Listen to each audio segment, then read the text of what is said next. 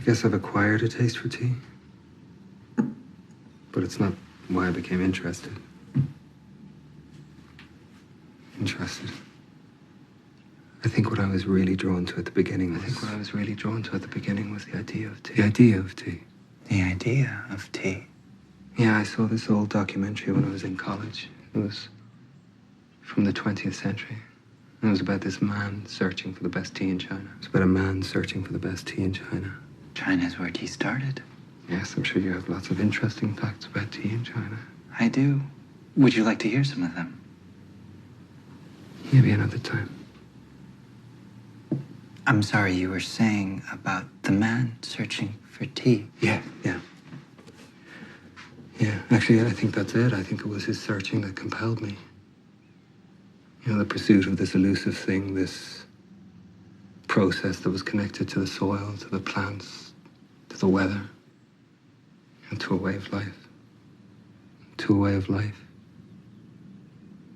So that's what you like about tea? The search. Not so much the taste. No, the taste too.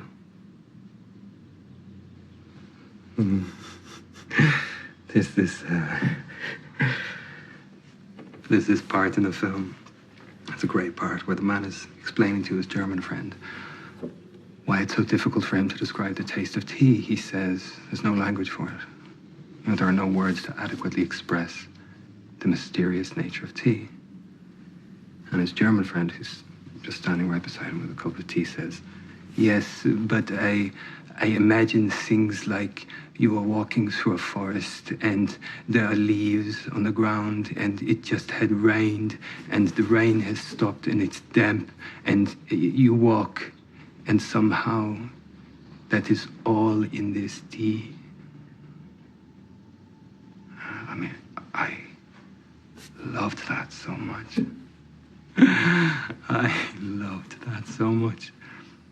Somehow that is all in this tea. Somehow that is all in this God, I watched it over and over again. God, I watched it over and over again. I would like to watch this movie.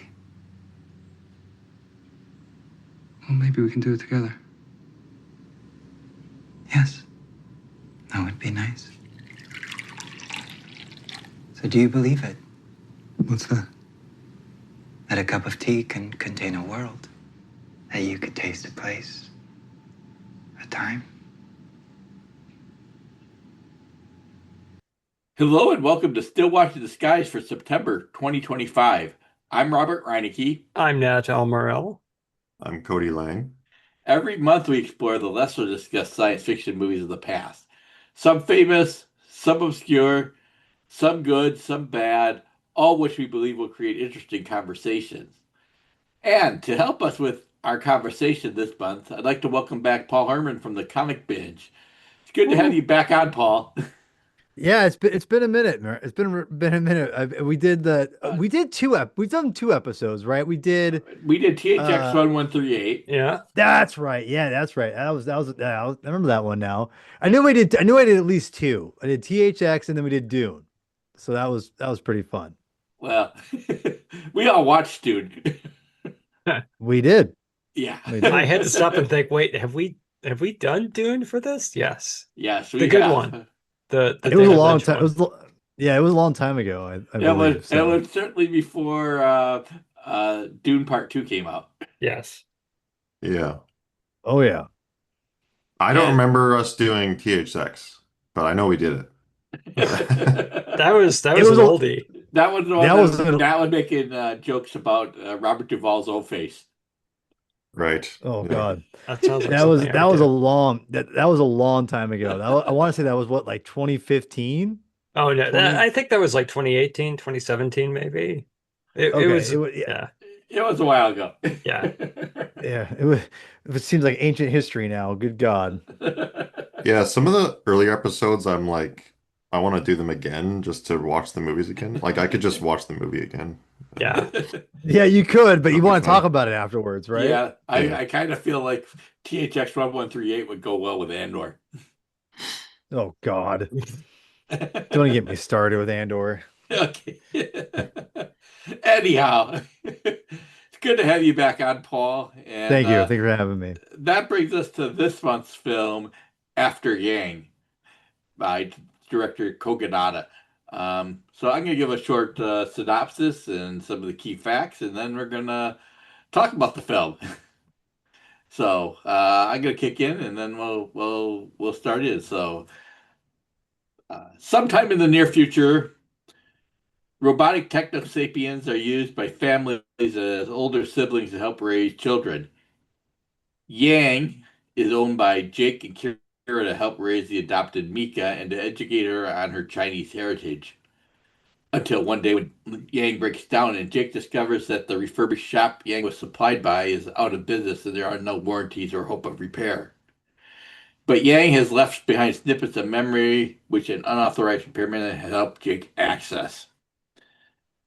The cast includes Colin Farrell as Jake, Jodie Turner-Smith as Kira, Justin H. Min as Yang. I'm going to butcher this, but Malaya Emma Chandradrawa Jawa as Mika. Whoa. Clifton Collins Jr. is the neighbor George, and Haley Rue Richardson is Ada. Get a couple more facts here. Kogonada was directed by, written by Kogonada, based on the story Saying Goodbye to Yang by Alexander Weinstein. One of the good Weinsteins, not yes. not one of the bad ones. Cinematography by Benjamin Loeb. Edited by Kogonada. He's been was a busy person on this one. Catered by Kogonada. Royuki Sakamoto did the score. Did not make much money in the box office, but it was only in 24 theaters for like 1 week. And that was on Showtime. So this was kind of still figuring out our way out of the pandemic at this time. But, didn't make it much money. And then, Kogonada had a big stepping stone to Big, Bold, Beautiful Journey, which this last weekend did not do well at all. Versus like a $50 million budget. So he might be back in director's jail. But we will see. So we want to start. Does anybody want to start first, or take it away, Paul? Put you on the spot. No, that's fine. I don't mind. So it was interesting that Robert was kind of it's gonna come out wrong, Robert, but you've been getting on me about getting on the show and watching this movie, and I was like, I just don't have time to watch movies anymore. I used to have a lot more time before we my daughter, but now it's like time is so sacred, and I'm just like, whenever she goes to bed, I'm like, all right, it's time for football YouTube, and then I go to bed, basically. So, no, but anyway, obviously I love Robert, so I wanted to come back on and enjoy it. No, I'm serious. And so, he just kind of mentioned a bunch of times because he thought I'd be a good person for this episode because of the material, what it's about adoption, which is we adopted our daughter. And I just kind of was like, oh, I had never heard of this movie. It's called After Yang. I'm like, what is this? Like, I'm like, how's that about adoption? And like, who's it? I'm like, what? Colin Farrell? Like, what? And I just said, you know what? I'm going to avoid watching any trailers. I'm going to avoid any premises. I'm just going to go in 1000% cold, which I did. Mm-hmm. I just knew adoption was the main central focus. So, for the most part. And yeah, I mean, I remember you just kind of thinking about this. I'm like, because I knew this was a science fiction show, but I'm like, how's After Yang like an adoption story? I went, oh, okay. As I watched it. And so it was definitely an interesting experience to watch it and just kind of see the emphasis of like how real the adoption was of having like an African American or I'm not sure she's American, but a black mom and a white dad, and having a Chinese child, just really emphasizing that the ideas of like adoption, right? Like it's not just like, Mhm. well, it's like no, like it's literally like you have no choice but to accept the fact that like this is a different child, or from a different parents, right? And I'm not sure if that was a deliberate like casting. Either way, it was great castings. I thought everyone was great in their roles, to be quite honest. But yeah, it was, are we doing my first like overall like impression basically? Is that what I'm doing? Yeah. Okay.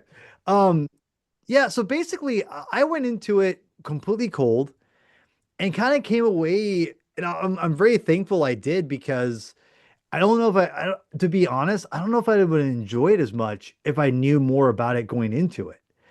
And, I think that it wasn't, I would say, I'm curious what you guys all think, but I would say it's less of an adoption story, to be honest. Like, I think that's a definitely a theme, obvious. I mean, it's an Yeah, obvious theme, it's part of but it. Yeah. yeah, but it's not the main part, which I was expecting to be like, okay, let's get this, let's see what this whole adoption thing is all about. And I'm like, oh, it's actually like not as like prominent as I thought it was. But no, I can get into that stuff later, because I can relate to a Mhm. lot of this. But that being said, it was it was nice to kind of get like a surprise kind of story, and I think, and this is really quick, if I may go on my soapbox for a moment here, and I promise to keep it quick. Um, I do feel like too many people want to know everything about a movie, and not the spoiler people, but just like the premises and like trailers and like I I like to know, right now in my life, I like to know as little as possible about every movie I go into, even ones I'm excited about, like and I'm not sure if you listen to my podcast anymore, Robert, but like on the MCU fan show, I'm like, I watch one trailer like once and I'm like, that's it, I'm done. I don't want to know anymore. I don't want to know about the story. I know too much already just because I know the characters. I want to go in completely cold. And it's just, I get more enjoyment out of it, I feel. And with this, it was just nice to kind of get surprised that, like, oh, adoption's not the main story. It's like, okay, it's something different, so that was really cool. So, yeah, I would say my overall thoughts are I really did enjoy it. It's, will it be for everyone? Probably not. Do I wish we had more movies that were like this, in like set in the science fiction setting? Yes, I definitely have some criticisms, but I definitely really enjoyed it. I didn't watch it with my wife. I wanted to, but things that didn't work out that way. But um, yeah, I'm definitely want her to watch it too. I think she would love it. Yeah, I definitely enjoyed it for sure. Okay. How about you, Nat?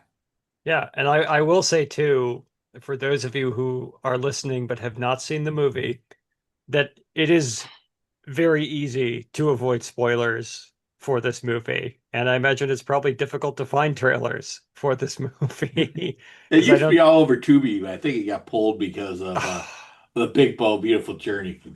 Well, Hmm. there's there's lots of things all over Tubi. I found out that like the made for Mhm. TV movie To Riverdale and Back Again, which is like the Archie gang all grown up that premiered in 1990, is on Tubi. Oh my. So that has very few connections to After Yang, but They've outside both of been on Tubi, Tubi. they both have been on Tubi. But again, that's a pretty dubious distinction. No, I had not heard of this movie until Robert mentioned it, and I do typically follow a lot of A24 films, especially would have been following A24 when this came out, even during the pandemic. So I am a little surprised, but I think what I like most about this is just its attitude, or its optimism, toward technology, towards human connection, and just the idea of kind of celebrating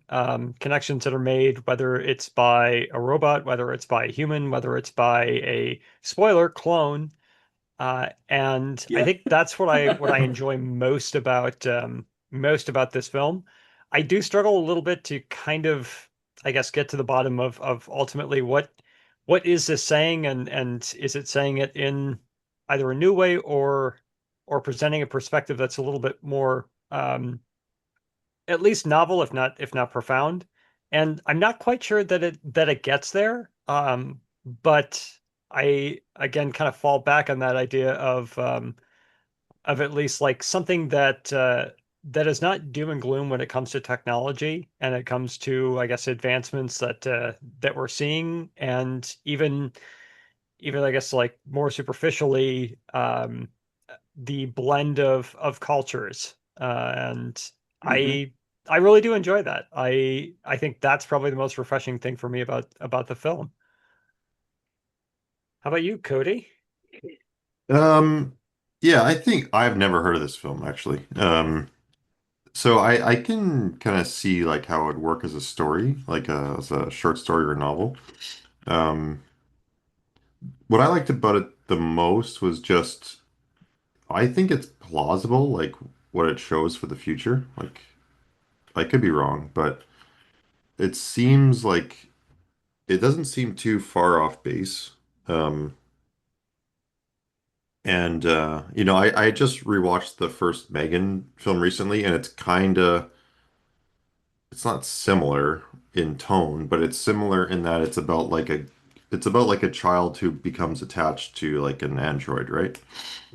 Except in Megan, it's not as realistic. Like this is yeah, this is pretty much just like the replicants or something. Like they're just like humans, but they're artificial. And so I like that it was dealing with like hard sci-fi ideas, but more from like a social aspect, I guess. Like how would a family deal with the loss of a robot that it became really fond of, and that like was a key part of their family. Like it was there to be like a brother to the daughter. Um, Overall, like I like the tone of it, and I liked like the way it was filmed. I just thought it was a little too, I don't know, like it was a little too sad. Like it just seemed to really focus and just like dwell on that. And I understand that that's what the story's about, but it just seemed like a bit um oppressive at points. Like it was like it seemed like it was kind of leaning into it a bit too much. Um, but I did like the overall like plot and story and all the reveals. I thought they were pretty cool, and yeah, I think Colin Farrell like he's really like the main overall character. Like it's really Yeah. just it's kind of leaning on him, and yeah, I agree with what it's not really about adoption, but yeah, that does play like a key part, like because this idea that you would have an android be there to teach someone who's adopted about their heritage or whatever. Um, I never really thought of like adoption in terms of like, oh, this is really obvious, whereas this isn't, I guess. Like my mom was adopted, and like they, I guess Ukrainian grandparents and French or whatever, like Eastern Canadian person. So there's really, yeah, they're all white, but like, yeah, maybe it would stand out more if you had a black mom, white dad, and a Chinese kid. But I think, yeah, I'm not sure how that would play out. Like I'm not, I don't have like I've got stepkids, but like, it's obvious they're not mine because they're my stepkids, but they are my wife's. So yeah, it's something where I would probably watch it again and get more out of it. Like I was kind of waiting for it to change a bit, but it just had a very even tone. Um, I don't really know how the opening credits like plays with the rest of the film. Like I like them, but then when like when I was watching it at the end, like I thought the end was good and how like the diegetic music that the daughter's singing goes into the credit song. Um, but I wasn't sure like how to take the beginning part. Like it is fun to watch and funny, but there's The almost no, dance competition. yeah, like Yeah, there's almost no humor in the film. Like aside from that yeah. I mean, scene. that is the one real moment of joy in the film. Yeah, of course, yeah. Yeah, That's and that's also And it does come up later when the daughter says like, "Oh, we're gonna have to find like a three-person dance yeah. contest yeah. now or I something, don't right?" want to do a three-person dance. Yeah. I I'm amazed that Kaganada has kids because I just like I see that as just being something that destroys families rather than brings them together, especially where like I have kids as well, and they enjoy the YouTube just as much as anyone. Hmm. And you just like some of the channels you know they will watch content that features generally kids, and oftentimes that will include like families as well. And you hear horror stories of like YouTube moms or YouTube dads where they're just more or less like very overbearing and potentially like were failed actresses or stage moms in another life. And I just imagine that as basically what this dance competition would be, especially when you're competing against like what 5,000 or so other families all across the world, where there's just like Mhm. one parent's going to get way too into it. It's not going to be fun for any of the kids. They're just going to have to be practicing the second they get home from school because you just got to win that goddamn championship. Like I cannot fathom any good coming from this national dance competition. Yeah, I'm it's gonna it's rough. a couple good points from all you guys here. For first of all, Cody, I think I'm with you. I like the intro or I like the credit scene, but it definitely it takes you out of ease and especially with like the tone of the movie, I don't know if it does what sort of word I'm looking for. I like it, but I don't know if it does it any favors because you kind of expect you don't really know what to expect after that. And Mhm. it's so different. The energy level of everything is completely shifted back to what it was before. And you don't you know what I mean? Like when to me, like when And you're it doing goes any on kind for a of very long time. Like Yeah. it's pretty right, long yeah. Yeah. scene. Yeah. I Yeah, mean, there it's are the a whole few setup scenes that are more in tone with the rest of the movie, but yes, the credit scene does stick out. But I It's mean, yeah, it almost yeah. In fact, I think it was Matt who made a good point saying how like, or I'm not sure it was Matt or Cody, but one of you guys said that the tone of the movie is pretty consistent, like in a good way, right? And I think that's one of the things I liked about the movie was that it kind of stays steady, and I love that about the movie that I guess it's not like I'm like whoa, whoa. It's I can just kind of ease into it. But I will say that in that, again, I like that scene, and I think it's important, I think, to show that they're a cohesive family as a four of them. mhm. But to me, the problem is that in my opinion, in any kind of story, you're wasting valuable time setting this up you could have done this a different way. And did you really need to have the credits at the beginning of the movie? Like how pivotal was this whole scene? It's like, I work on music and it's like we could spend like a bunch of time doing a really cool intro, but really like, yeah, maybe it's just better just to like just instead of having like four different guitars and like a keyboard, I could just do like one keyboard and then probably Hmm. do the Hmm. same thing. You know what I mean? Like I feel like Mhm. you could have accomplished what they're trying to do, which in my opinion was Mhm. to establish them as a cohesive unit a lot differently and have it be maybe up the energy a little bit, but keep that tone instead of being completely something different from the whole movie. Yeah, Yeah, I just don't think it fits with like where the film ends up. Like it would be different if like the film had more Agreed. quirky mhm. elements to it. And like not to nitpick on this, but like are the credits that important? Like for a film where the director is like seemingly doing like three of the major jobs, like Absolutely. um Yeah. but I do like the scene like if I was to like bracket it out or something from the rest of the film, it's a cool scene, but and I like all the outfits they're wearing too. I Um like but some of yeah, the like dance that moves does kind too. of but yeah, like what like Nat was saying, like that does kind of tie into like that where I think this film is fairly accurate on how it would be in the future. Like, because like you would have people, like you would have like a weird parent like taking it way too seriously in the contest and stuff. Well, it's like You it's know, also like the was it Fahrenheit 451 where they had the like random quiz show for the adults? I Maybe don't it was something remember. else. There's some science fiction movie that we did where it's kind of a similar thing and like it's an interactive television thing where they choose one family to basically get awarded a prize for answering a fairly trivial question. But Mhm. I that kind of believe idea. Fahrenheit 451, they have like it's interactive and you have to give a prompt a line to the characters on screen. Yes. Yep. Yeah. Yeah. Yeah, see that Or movie, I really, because I read the book a few times, and the book I Mhm. remember, and the movie I just remember it being bad, and I don't remember like what's in the movie and what's in the book. But Yeah.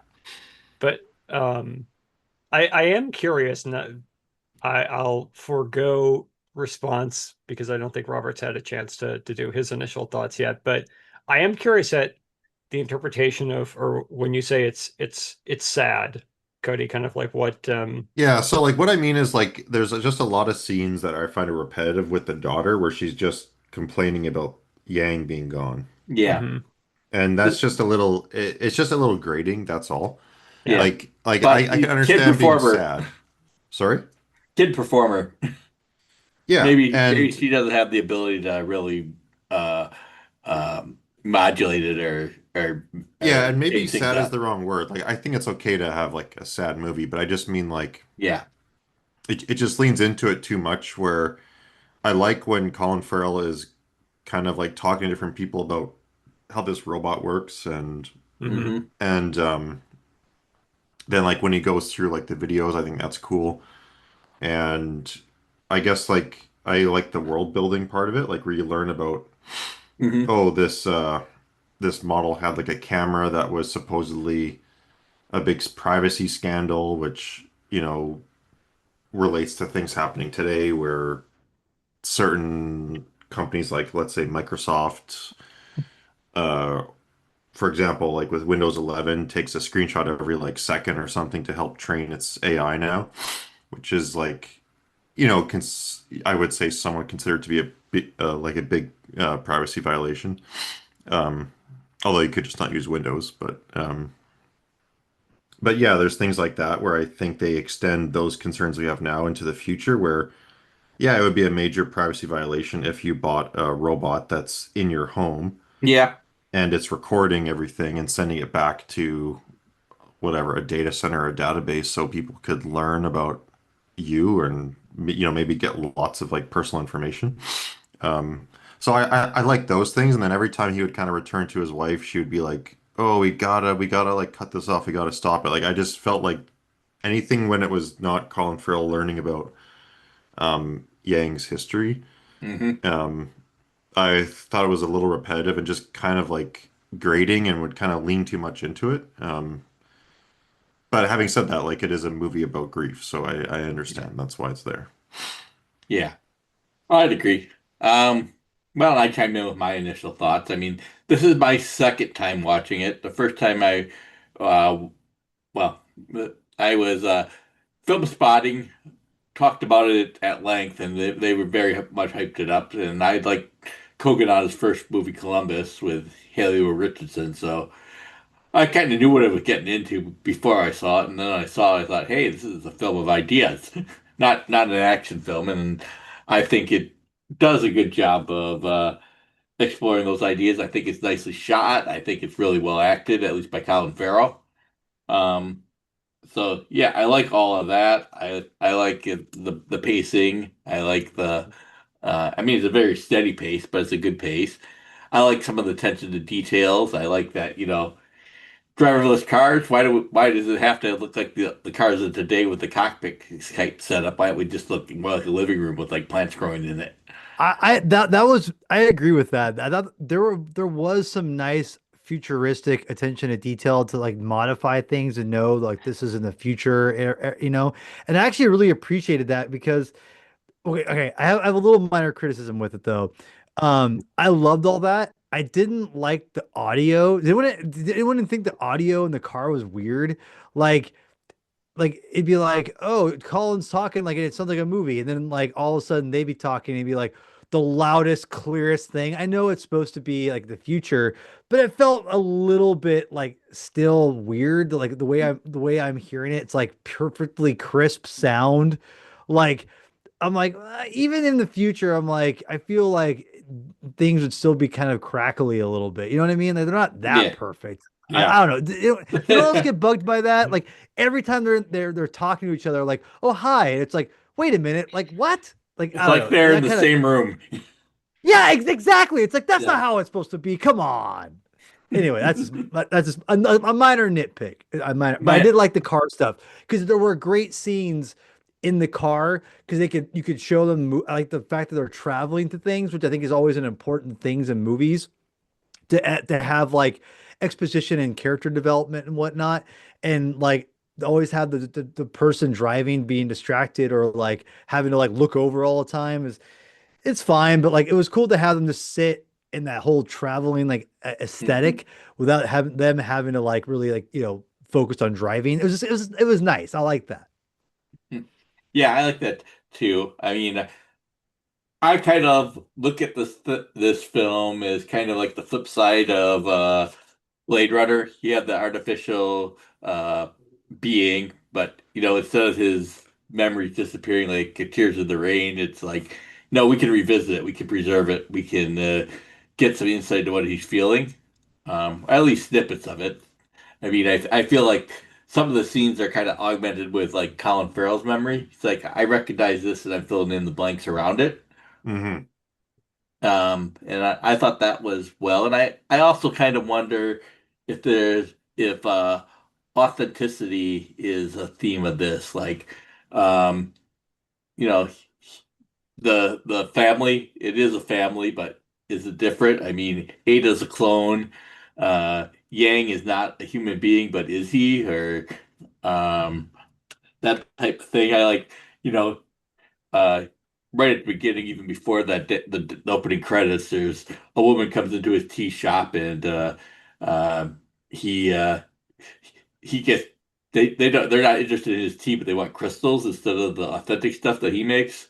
Hmm. And they have a conversation where they talk about you could taste like the rain and the earth of the pie. So the tea is kind of like a bank of memories there. And I even feel like they showed the tea kind of the leaves kind of blooming in the water, and I kind of wonder if that's kind of some of the idea when they show the interface where they're going through Yang's memories, just kind of these little dots of light or shapes in this kind of space, Yeah, that just was floating. cool. Yeah, yeah, that was a good visual. Yeah. And I also kind of wonder, if Kogonada himself is asking some questions about identity because Kogonada has a Japanese pseudonym, but Kogonada himself is South Korean, so he's not Oh, I exactly didn't know that. he's Asian, but he's not like Japanese Asian. And So Japan wasn't the nicest to Koreans for many, yes, many years. Yeah. I know Kogonada is a big fan of Yasujiro Ozu, and certainly I feel that there's a lot of Ozu in his way he shoots the film. Lots of times he's shooting it for like maybe not right real close up, but maybe in the room next to it, and just kind of shooting down a corridor or shooting down a space. I feel like the house itself is very Japanese as Or they're well. like shot like dead on just from like the waist up. Yeah. Um, And I also feel like memory is the other big theme of this film. And, I was watching it, and like I said, there's like a shot where in the countryside with this kind of wooden fence there towards the end. And I go, I'm like, is that right out of Tarkovsky's Mirror? Another film about memory. And I thought maybe that is. And then I kind of wonder if Tarkovsky would compare it a lot to Ozu on Columbus, his first film. And I kind of wonder if this is he questioning whether he's just an imitation of Ozu or if he's his own distinct filmmaker. So maybe that would be part of the explanation for the opening credits being so different because Ozu would never shoot the opening credits like that.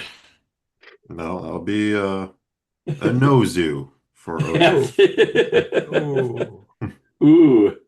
So that's some of the things I thought to bring up.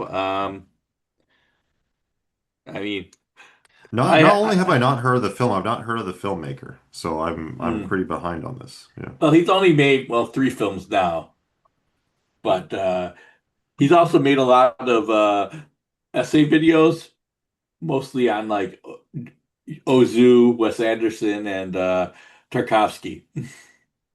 Oh, okay. Cool. So mostly Ozu, and he's been compared to Ozu. So I I think you can see it. It's certainly a strong influence. I can see And it's that. for Oh, go ahead. go ahead. You're I was gonna talking. say I can see that. Like, I mean, I haven't seen much Ozu outside of Tokyo Story, but I mean that one sticks with you, especially as you get older.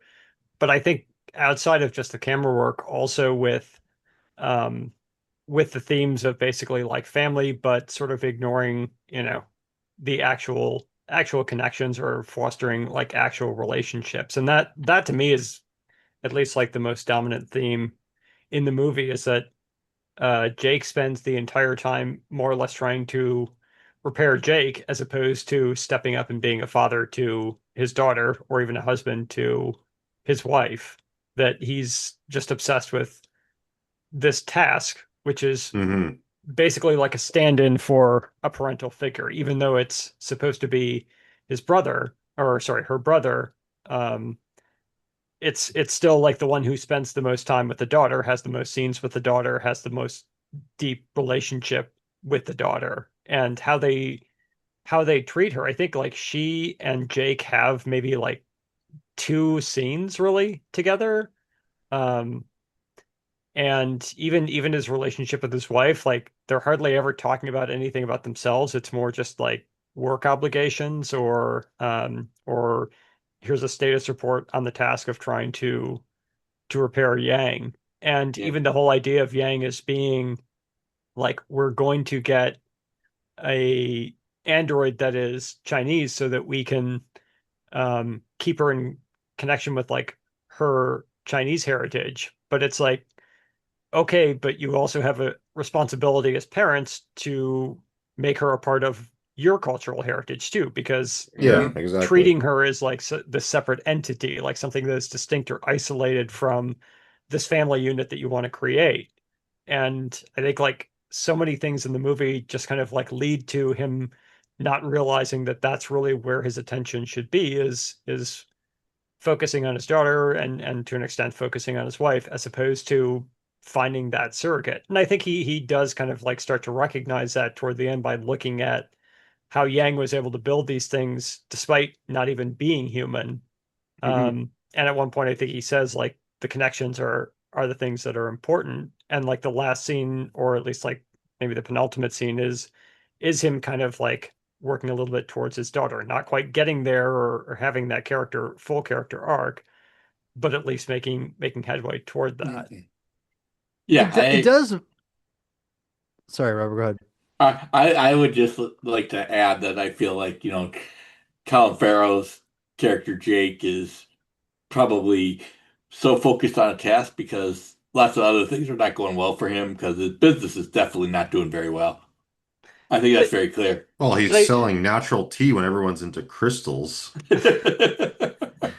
but I think that's an excuse though, right? Like that's something that you can use Hmm. in place um of actually like, you know, finding a deeper connection. Like it's something to avoid opening up or something to avoid like focusing on the family and the relationship building within the family. It's something where it's like I don't want to deal with that. I can't deal with that. I don't have the capacity to deal with that. So I'm just going to keep prying into this Yang thing or into my job or whatnot. And Hmm. um and he again does that throughout the entire film. Yeah, that's the one thing that's not realistic unless we're in some kind of semi-utopia where there's like a crazy UBI system going on where anyone can have any job they want. But I don't think you're selling tea and living in that kind of house. Well, I believe she's the Ye- one that's making the money. Good point. Yeah. Yeah. Well, and that's Which is and futuristic, so never mind, I take that back. it's true. No, and like for me, one of the things that I thought, and this is a little bit, I wish they would, and maybe this is the whole point of the movie was like it's not supposed to be this big like aha moment of like I realized my where I went wrong kind of a thing. But I do feel that it was Colin Farrell just I think kicks its ass, to be honest. Like I think he does a great job of conveying this father who is, I think, so focused on everything else but his family that it's easy to get lost in like you were saying, Matt, like these tasks help him like focus on not what he should be focused on, and that's what he is so like inherently trying to um you know, he's trying to focus on it and not think about what the real problem is of like the fact that he's failing not only his job, but maybe his family too. And he's starting to kind of see that maybe, but it's not emphasized enough that he's starting to recognize that, in my opinion. I think that's probably, I think one of the easily one of the biggest, and as I say, I like the movie too. I think it's not bad. I think that's one of the biggest things they could have done a better job of, especially with having an actor of his pedigree. Like you could have really done a good job of really amplifying the drama of him really realizing that through Yang in a more obvious manner that I think that like in the less artsy manner that people could I think latch on because that is an identifiable thing I think for one any parent, but especially a male, with raising any kind of child in this day and age. I think it's very easy to get to be Jake. I mean, I myself like see myself like it's easy for me to like if I get a task, I can do it, and like it's just easy for me to like just function as a human if I have a task at hand. And I think that was really cool to like see that in practice and being like calling my ass out, to be honest, a little bit. Like seriously, like straight up. Like I was like, man, like this is like calling me out. And I'm glad it is a little bit. But at the same time, like I do feel like Colin kind of got out of it, like, oh, I'm just gonna like talk to my daughter a little bit, like, oh, like you like to get a glass of water? Why don't you just do this? It's like, I mean, that was nice, but I also feel like as a parent, I mean, listen, I am by no means a perfect parent. I'm never going to be a perfect parent. I'm not trying to be like, well, Colin, you need to be actually step up and be an actual father, but it does feel like I know my kid a little bit. Like, I mean, I can like understand, like, it's like you're completely absent at this point. And that's the kind of a bummer for me. It was like, it's like someone, I forgot which one said this, but how Yang is basically just a parental, like, Hmm. replacement. And like I know that's kind of what they're going for a little bit here, but at the same time, it's like, come on, like it's like even people who are if he was that out of the ordinary, they wouldn't have a relationship at all, in my opinion. That's kind of where I'd say like some of my Hmm. issues with this movie is that they try to be you can't to me it's like you can't have it both ways, in my opinion. Like either he's a dad, but he knows he's not doing enough, but he still has a relationship with her, or he's and he's like, but like there's like they're tighter, or he's completely like there's an obvious detachment, and there's this middle ground that to me, in my opinion, is unrealistic because I don't think that perfect mix of or that mid, if you will, is so rare that it's unrealistic, in my opinion. That to me is one of my biggest issues with the movie.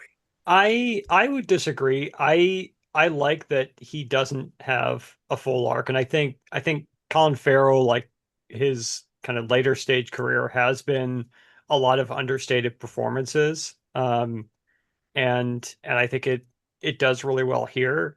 And it ends to me like where he at least shows like a capacity to change. Like he has like the ability to do that now, and he's taking a small step towards recognizing that.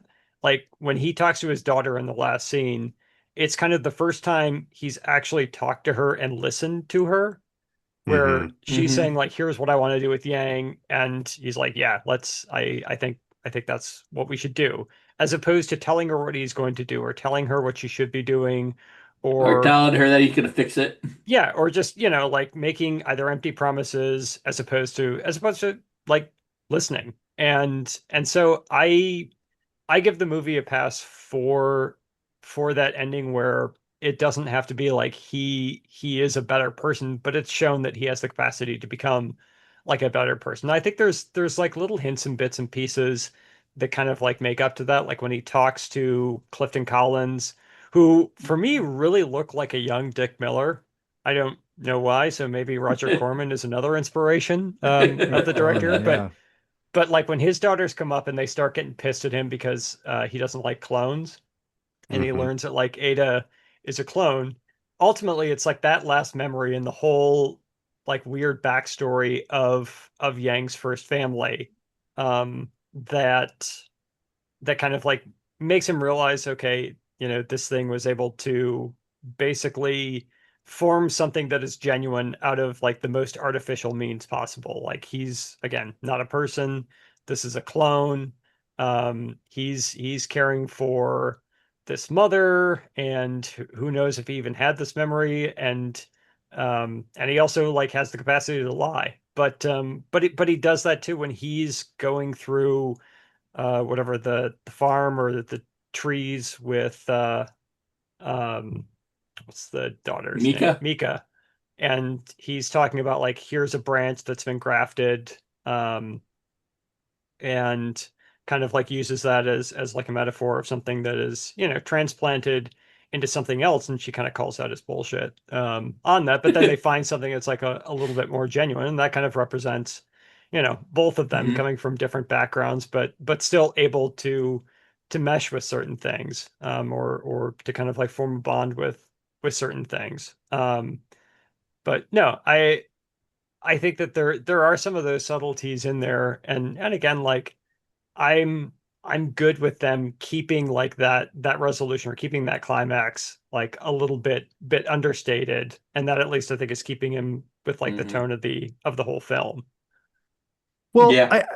the only thing I would say, I actually agree with most of what you're saying. I just would like to have a little more of an obvious aha moment for him. To be honest, maybe talk with his wife. Because I think that last scene is great because it is him improving as a father, like Mhm. asking her and having a conversation with his kid. I mean, imagine that, right? I mean, like, but I would say that I think that it was again, I think Colin's great in this movie. And I think to me, his subtlety is what makes the movie, I think, so works so well. And it seems realistic because I think a lot of men are like Colin, to be honest. I guess Mhm. for me, as someone who, looks at art from a form, and I'm not saying anyone, you don't do this, but like, How dare look at you? art form. Yeah, to learn, I would have preferred to have a little bit, again, not like I don't need a big dramatic moment. I would need a little more closure of him understanding, like telling his wife, like something of like, you know, I've, I realized, I realized something, or I don't know. I'm not a writer like with like this, so I can't really Something more pinpoint of a climax. Just something that's going to give us.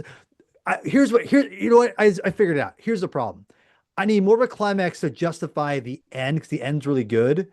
I want more of a reason for me to really believe this dad's going down this direction instead of just like a very, very like, well, a little few things here or there.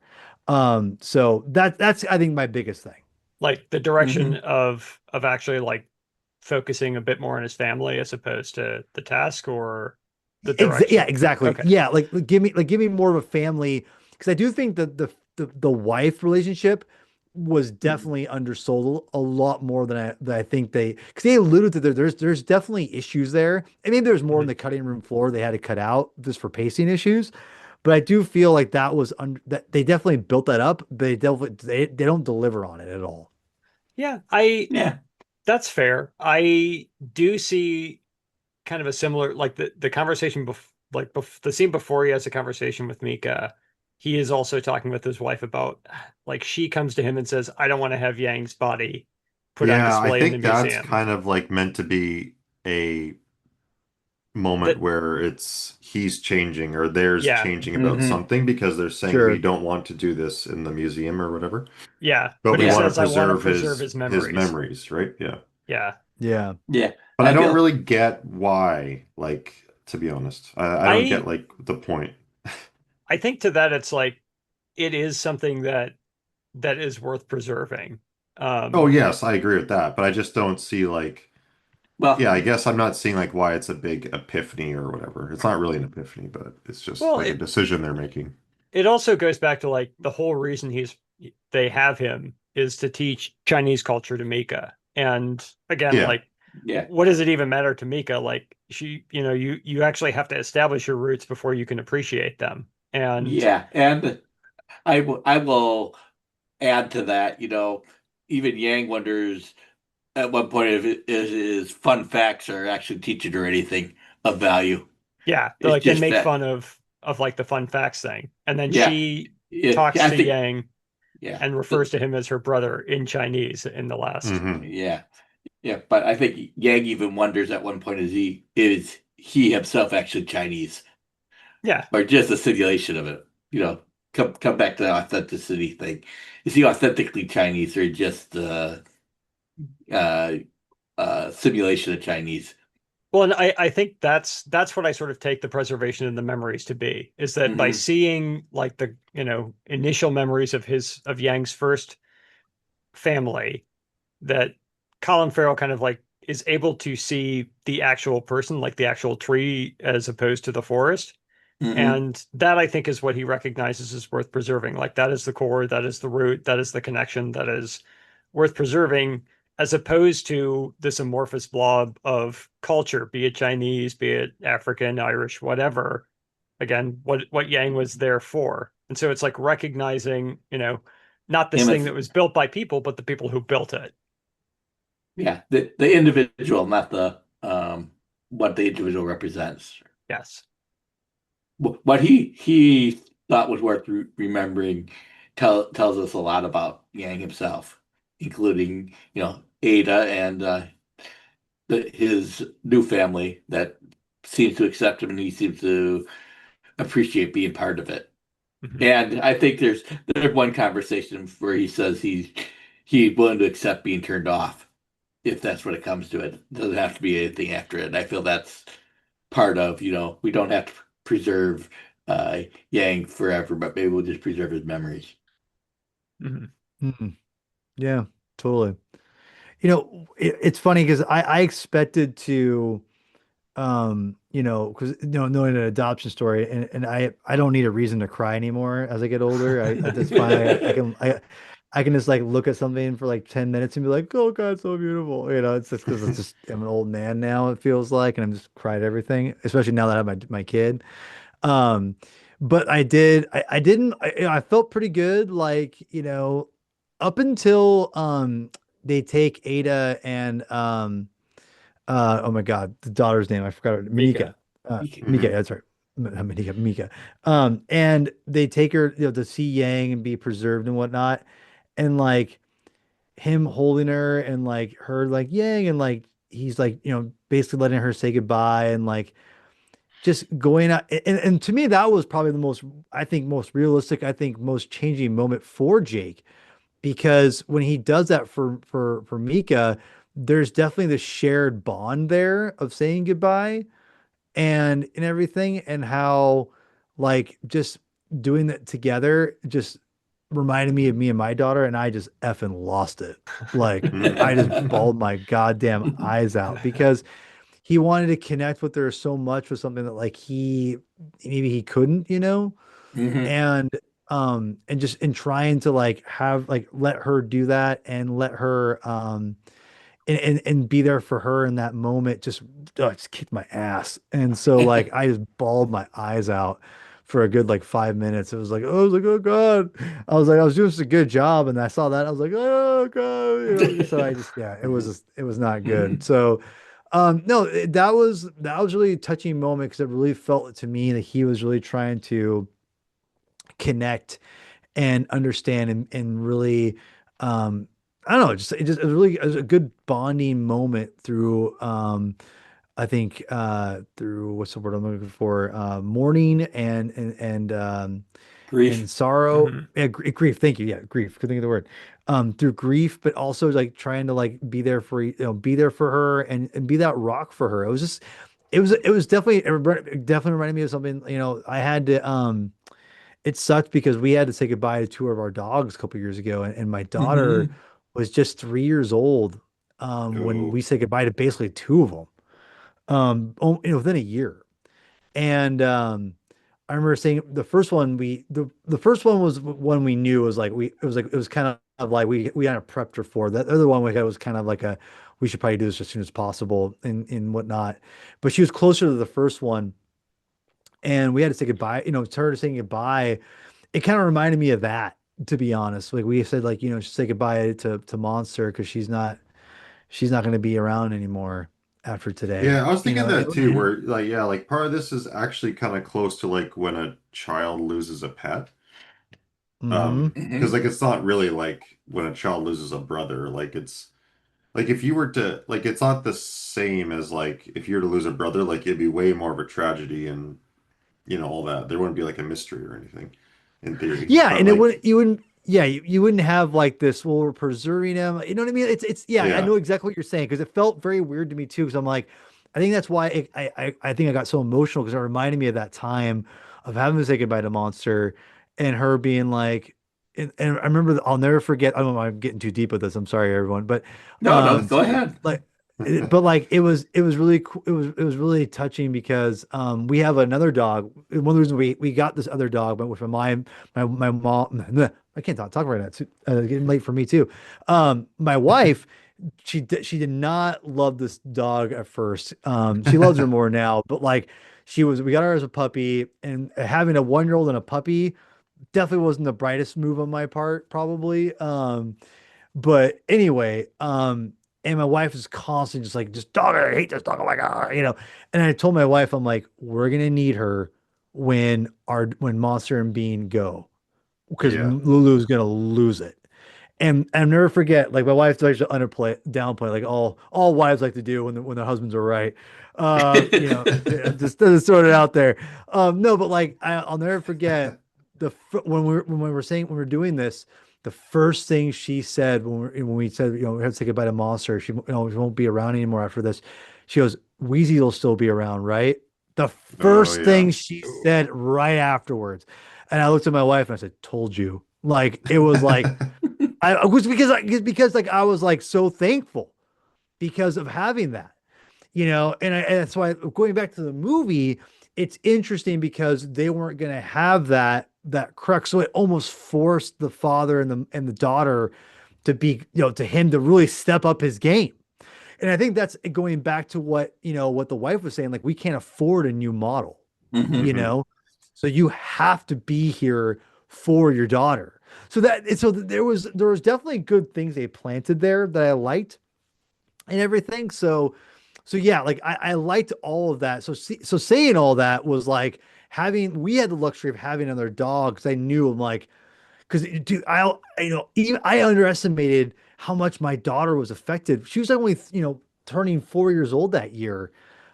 She's five Mhm. now, but like she still afterwards. I'm like, okay, she'll bring it up once or twice afterwards.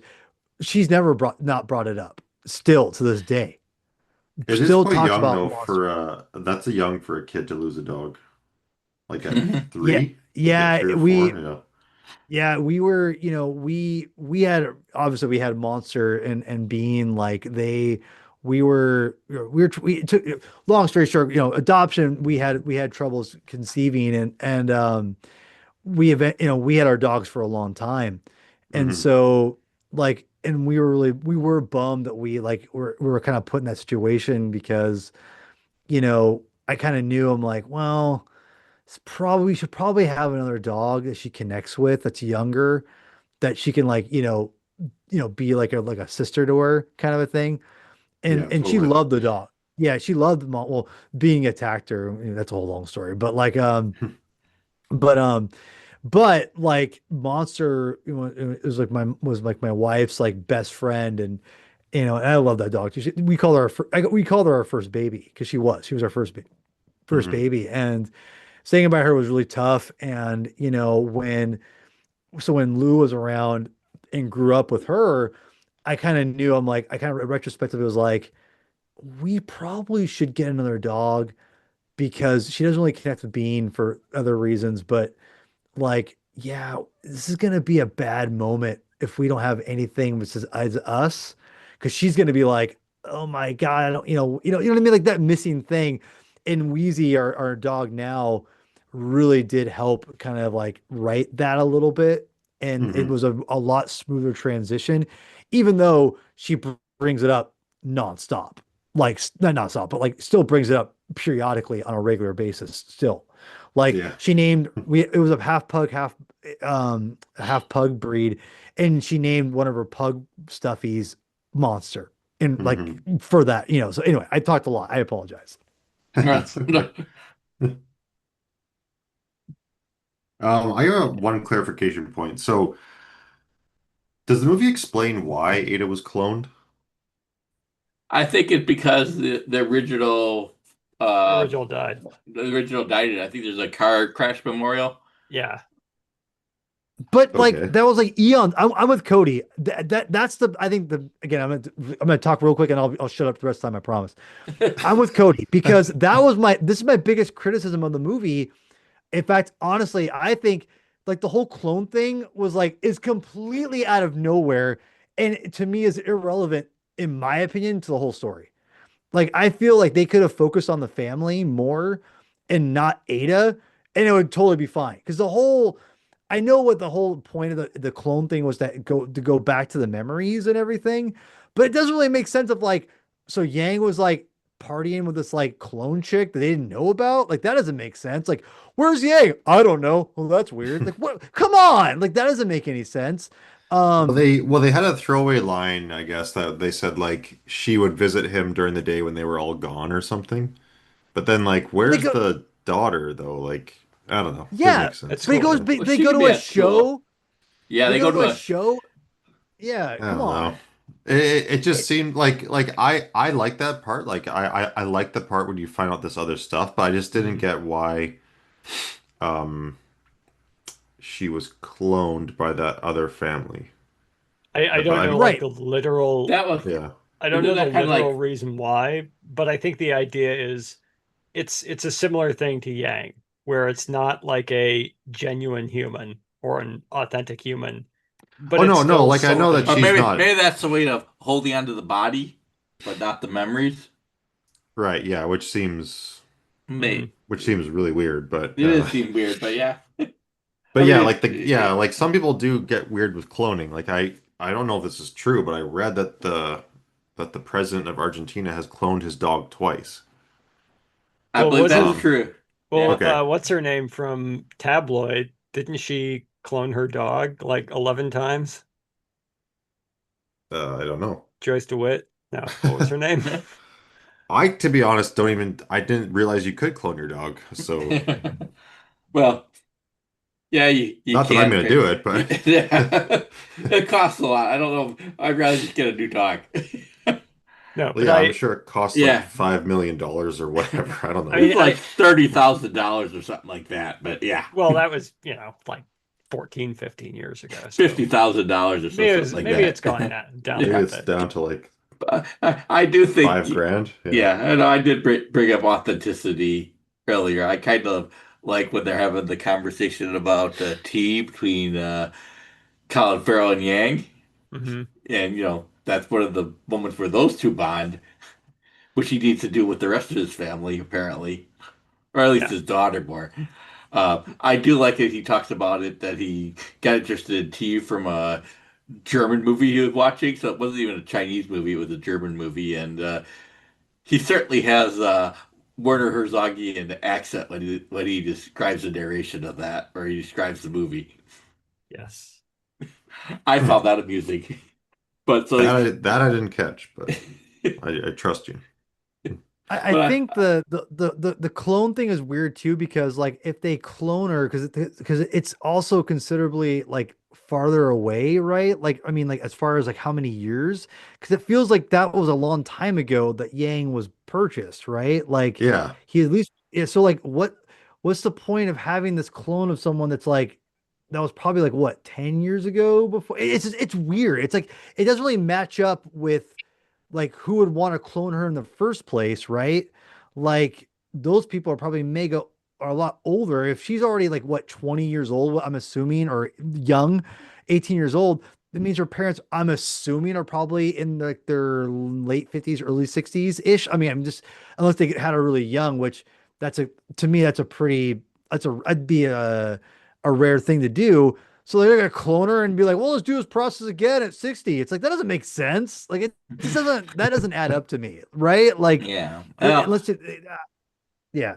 yeah, I guess that's really, I just want to last thing I'll say. I apologize. I'll let you talk. I just want to say the clothing doesn't work for me because I think it doesn't get explained at all of like why it's important or what the significance of it is, especially besides that like they're less human, but what makes them less human exactly? Like that's Well, what I don't yeah, that's understand. another point. Well, Yeah, I think it's the movie's saying that there isn't really anything. It's just it's all in anyone who regards them as being less of a human's head.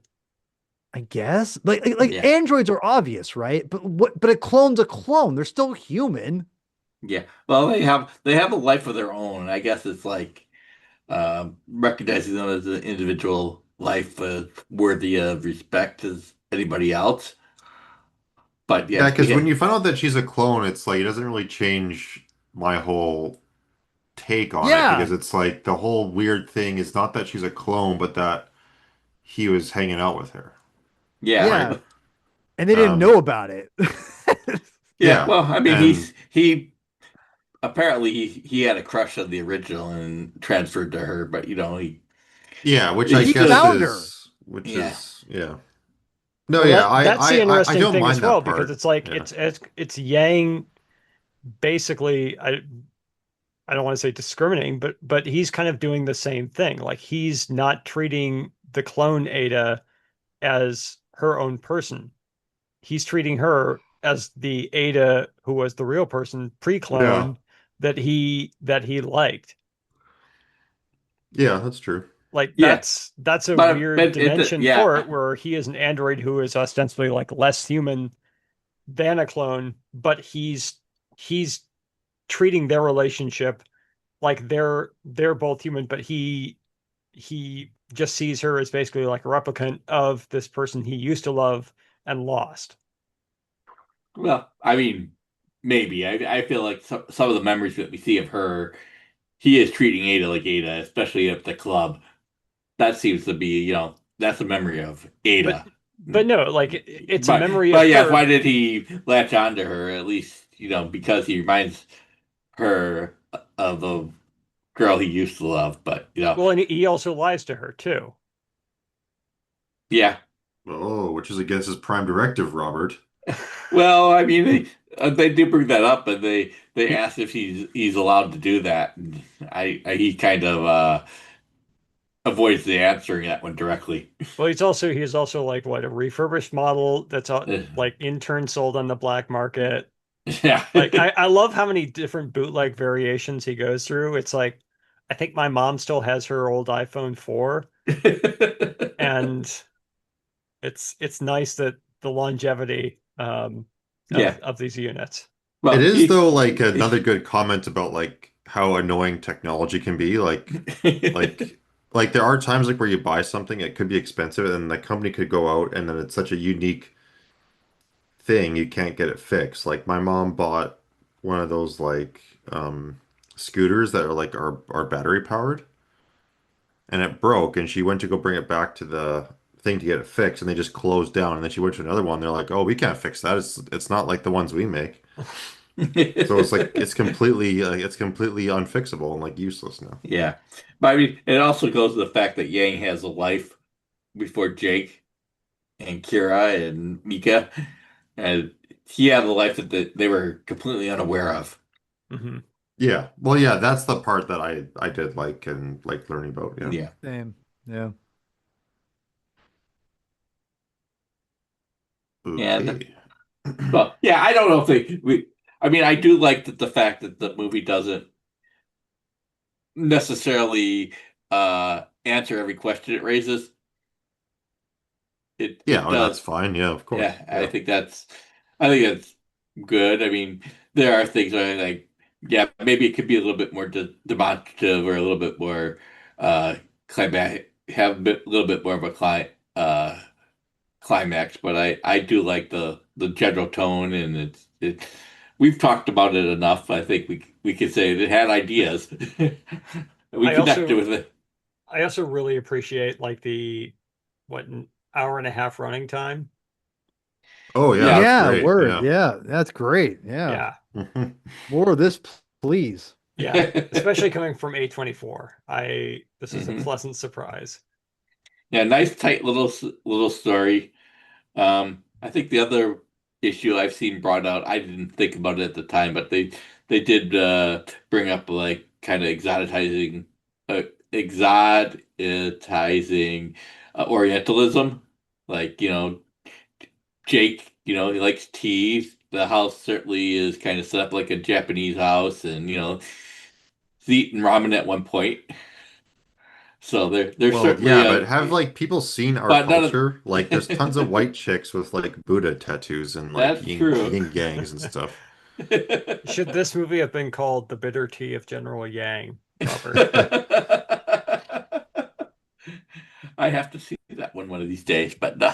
Yeah, which in that film, the main actor is in yellowface, so Touche. But yeah, he's Colin Farrell and Kira. I think they have kind of like Japanese style robes around the house. So he's Irish, he's African oh, American, come on, and that's a lame criticism. I don't know if I don't know if Kogonada's trying to say something with that though. I think it's a mix of a bunch of different cultures.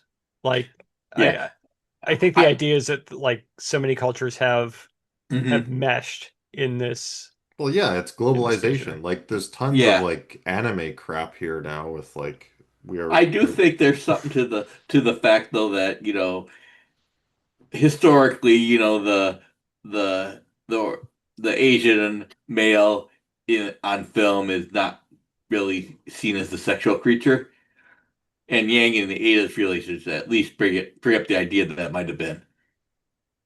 hmm, I never Yeah. thought of it that way. Yang Yang Wang is getting Yeah. some tang. Maybe that would be Robert a has better some title. very horny interpretations. Yeah. But I thought it was worth bringing up there because I feel that there's something there, and Kogonada is an Asian director, so Yeah. I mean I've seen people criticize this film as talking about Yang as a slave, which I feel is like, yeah, I kind of see that in the replicant criticism, and then like more Blade Runner, but still I feel like a movie can't necessarily tackle everything. I don't quite see that.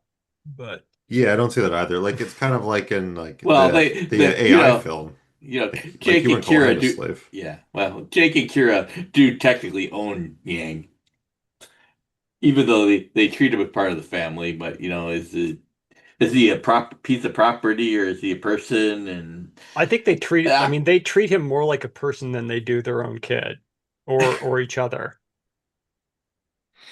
Yeah, but they do own him, and yeah, I mean it's there, technically, but it's yeah. it's It's not there, but something. I think it's there, but I feel like in name only. Like Yeah, you don't even see the actual transaction. no, you do No, no, not. you're right. But there is like discussion of warranty and repair, and Yeah, well, I don't really see it as like a slavery metaphor. I don't either, but I thought I've seen other people talk about it and write about it. And I thought at least bring it up. Let's kill him. Yeah. I feel like that's the is Deckard a replicant sort of line of thinking of this where there's so many other more interesting fleshed out things to discuss with this movie. Mhm. Like how nobody's looking at anyone else on the poster. True. But no, good choice, Robert. Okay. Yeah. I'm glad we had a good discussion. So, Nat, you have next month's film. What's it going to be? I do, and you may fight me on this one, Robert. Although I think it probably has more sci-fi cred than some of the other movies I've chosen in the past, perhaps even this year. But since it is October, the month of horror, I've decided that we should do something a little bit lighter and do Little Shop of Horrors. I'm not The fighting you on that. Which the one? also the good one. No, honestly yes, but the Frank Oz, and appropriately the 40th anniversary of that, even though it occurs in the month of September in a decade not too long before our own. But yeah, Little That's Shop of Horrors. sci-fi. It has a plant from another planet. It has a Oscar nominated song that whose lyrics will solidify it as or validate it rather as a science fiction film. Are we watching the director's cut? We can. Sure. Yeah. Okay. I mean, I do have you want to seen it. watch the ending, like the alternate ending? Is that Yeah. Yeah, that's what I'm Okay. thinking. okay? Or whatever there is out there. I've seen the. I don't know if it's they actually have a director's cut or if that's just I think it's deleted just a scene. deleted scene. Yeah. But Well, I'm looking forward to seeing that. I am too. Been a while since I've seen it, but I know I like it. Oh Yeah, yeah, last time I saw it was in like junior high. nice. Well, it's due. Yeah, it was it Macon and Ash Yep, Ashland. Ashman. So it has a memorable score, memorable bunch of songs.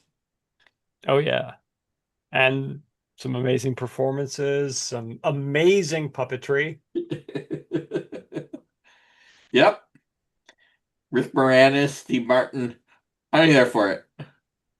You get a little Bill Murray and a little Yeah. John Candy in there. I think forget if Eugene Levy makes an appearance in that. I think Jim Belushi shows up for a little cameo, but yeah, Not as good as he is in Twin Peaks: The Return. that's true. But I mean, But that is his best role of his Yes. whole career. even above Red Heat, Yeah, I'm ranking it above Red Heat. I guess Even tied with above Thief. K9. I haven't seen that, so Oh. he was good in Thief, but Yeah, he was also barely in it. that's that. I like my Jim Belushi's short and sweet, like cherry pie. Okay. Anyway, Anyhow, well, thanks for coming on, Paul. It's been a pleasure. yeah. Yeah, thank you. That's awesome. You Good to be want back. to Paul. talk about the comic binge Thank for you. people that sat through this episode so they don't what else do you have to Yeah. plug? Yeah, the show I probably am best known for is the MCU fan show with my buddy Sean. We've been doing that for ages, it seems like now, and in one form or another. So that's probably the biggest one I'm on. But the one I'm on, and that kind of is on periodically. But the one I'm on a consistent basis is my YouTube channel, the Comic Binge, where we review comics or talk about comics. It's all 95% comic focused. I try to keep it all on the medium of comic books one way or another. And yeah, we have all kinds of episodes ranging from independent stuff to Marvel, DC, science fiction stuff. We've done comic book adaptation movie stuff, all kinds of crazy fun And what's things. that one called again? It's called the Comic Binge. It's on YouTube. Like tomorrow, we're gonna be doing our Mount Rushmore of specifically comic book villains, not the movie villains, but Spider-Man's Mount Rushmore are a bunch of people, hardcore Spider-Man fans, Ooh. Mount Rushmore of Spider-Man comic book villains, and so that'll be a lot of fun. Last week, I bought a bunch of graphic novels over the last couple months, and I did a big show about just talking about them in a bag, like what's in my bag for Amoeba music fan lovers out there who understand that reference. Um, and then yeah, just like we're doing a bunch of Batman stuff. We did a big Superman kind of lead up to the movie.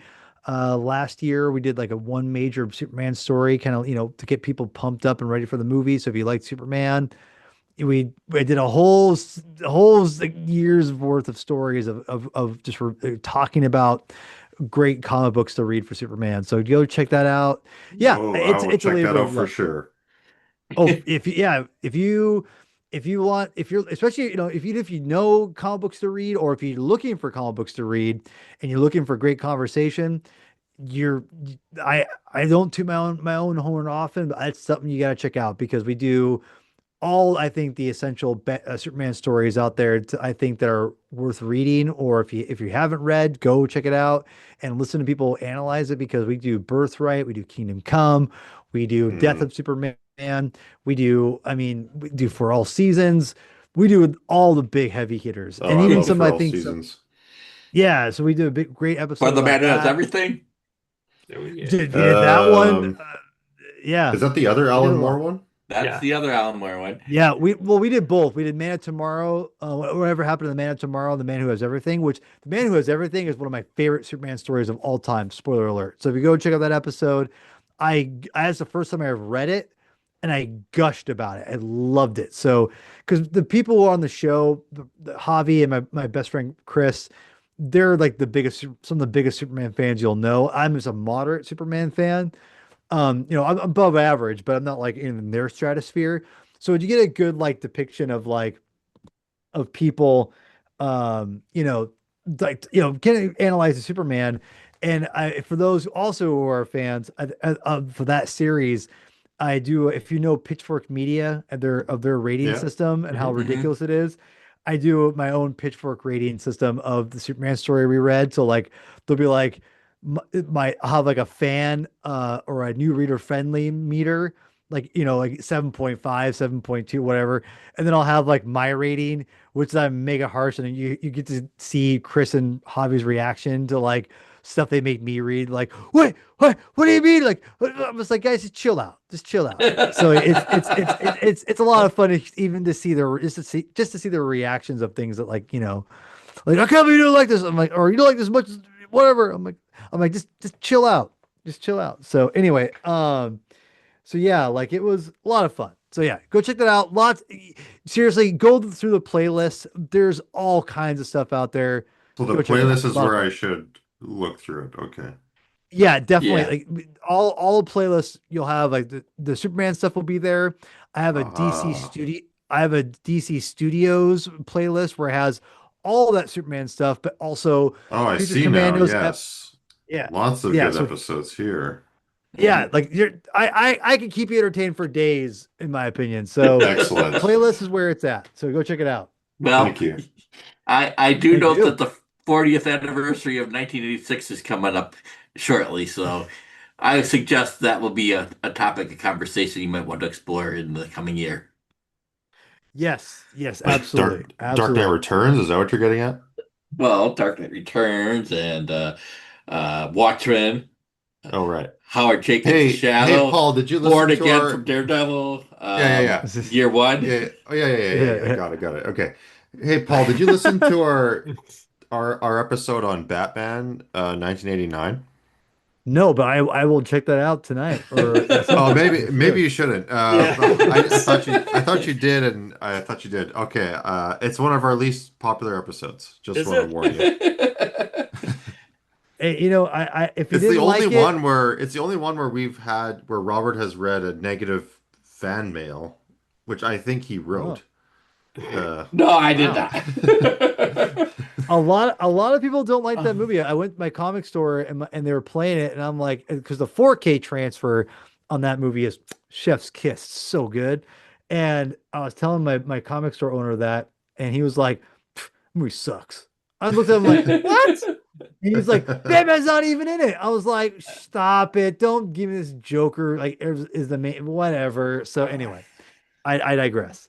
You'd have to be there in 1989 to really appreciate how big it was. I was there. I was I there was there. too. I was there.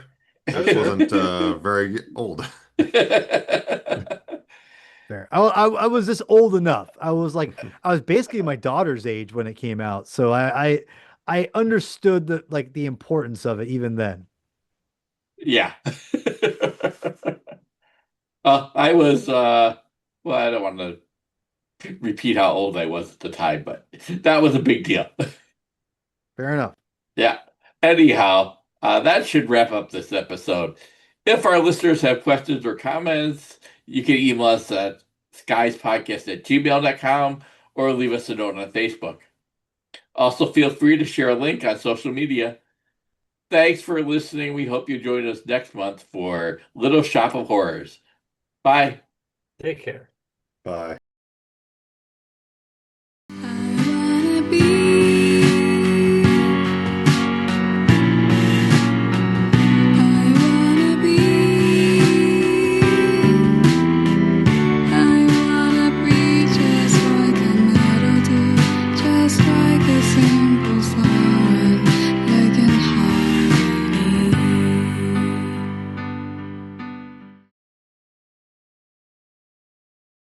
Watch the skies everywhere. Keep looking. Keep watching the skies.